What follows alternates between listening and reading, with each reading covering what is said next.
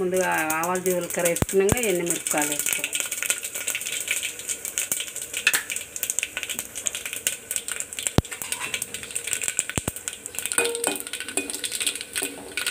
కొద్దిగా ఎర్రగానే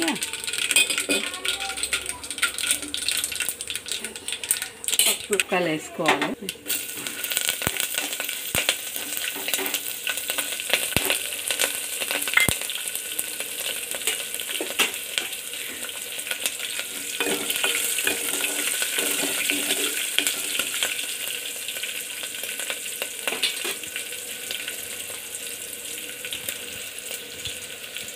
కరివేపాకు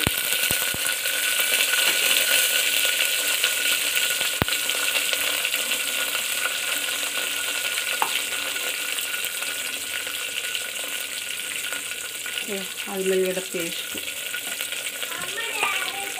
పసుపు వేసుకోవాలి. ఈ రెండు ఇట్లా కలుపుకోవాలి. మంట సిమ్లో వేసుకొని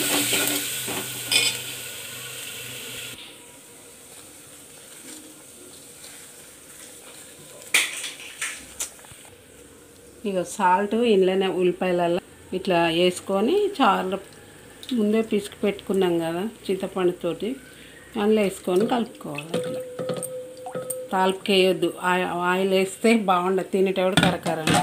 ఇక ఇందులో వస్తున్నాయి, అయిపోతుంది సింపుల్గా. ఇదొక చిన్న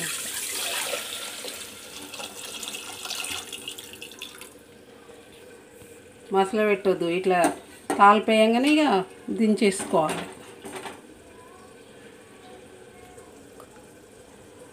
ఉల్లిపాయలు ఇట్లా తాలింపుకి వేస్తారు కానీ మెత్త పడిపోయి మనకు చాలా. ఇందులో కలిపేసుకొని ఇట్లనే సాల్ట్ అది కలుపుకున్నాం కదా, తాలింపు వేసుకోగానే మసాలా పెడితే టేస్ట్ ఉండదు. ఇట్లనే దించేసుకోవాలి. మీకు వీడియో నచ్చితే లైక్ చేయండి, షేర్ చేయండి, సబ్స్క్రైబ్ చేసుకోండి. మీరు కూడా చేసుకోండి, ఇట్లా సింపుల్గా అయిపోతుంది. గోకరకాయ పక్కకి ఇది చేసుకొని తింటే బాగుంటుంది, రొట్టెలకు కానీ అన్నంలకు కానీ.